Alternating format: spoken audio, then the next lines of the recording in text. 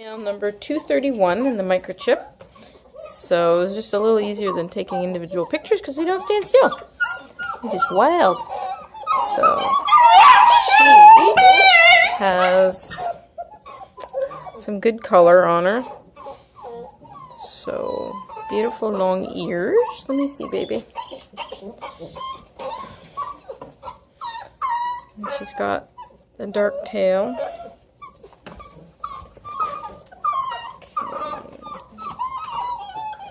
231.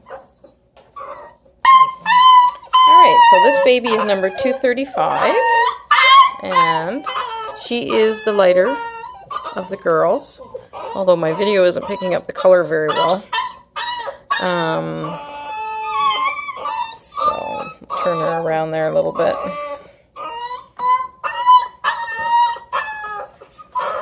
Yeah, so she doesn't have quite as much of the highlights that her sisters did. Very pretty baby. So. Alright, that's 235. Female.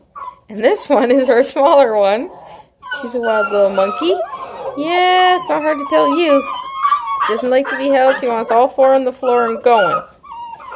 So she's number, did I just say the number? It was number 239. So I really believe this one is the one that is going to be available.